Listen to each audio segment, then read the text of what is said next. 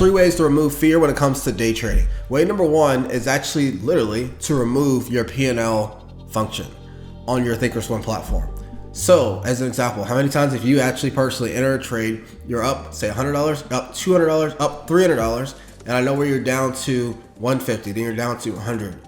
Then it says you're down to, out of nowhere, negative 150. And you're like, dang, I was just up, I'm terrified, but the chart says it's gonna come back around based on my analysis, but what if it doesn't? I'm terrified, right? And then you sell for a loss because you see this negative 150 and you just get out. And of course, what happens after that? It goes shooting up and you would have been positive $900. So it is what it is when that happens. But at the same time, you had a plan at first, but you couldn't abide by the plan because the fear was associated in the back of your head that you were negative 150. So in other words, take it off.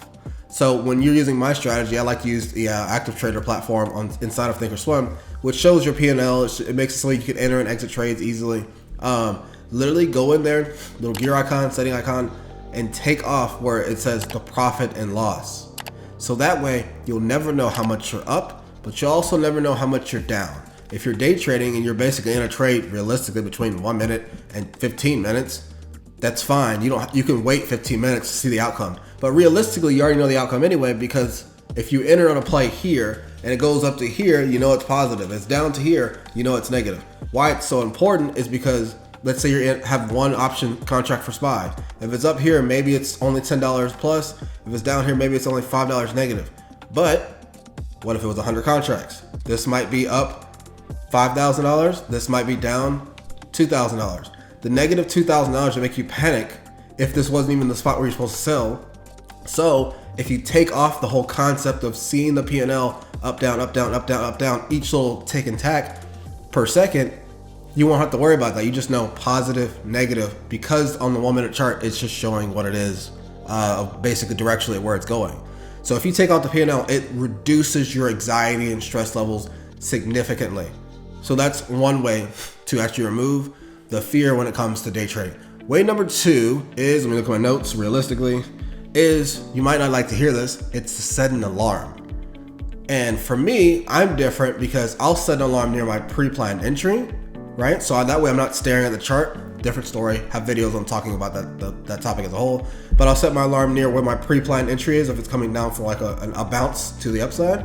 But I'll also say after I enter my play, I will literally set an alarm near my take profit where I'm planning to take profit, and an alarm near my stop loss where I potentially would have my stop loss set, and then I'm done and I walk away. Or at least I'll minimize the screen and not look at the screen. Because if the strategy works, the only thing that would prevent it from not working is me. So to get me away from interrupting the process of the stock market, or me specifically trading SPY options, from working, I don't look at the dang thing. I let it happen and it goes to either my win possible rate at the take profit zone or the stop loss. That's it. I could care less but staring at each little stupid 1 minute candle and it giving me the anxiety. So it's really the next step of, hey, if you don't look at the P&L, great.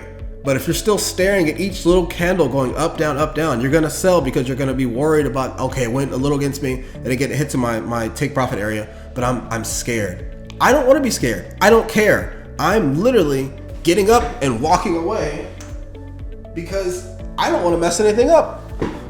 I don't wanna make myself lose money because I'm scared. Screw my internal thoughts. I want to do what the chart's telling me to do. If the chart's giving me the story of what's exactly happening, and I just can't handle the story, cool, let it happen. I don't want to look. Simple as that. Now, that's number 2. The third way to actually remove the fear when it comes to day trading is what everyone already knows, which is literally just practice.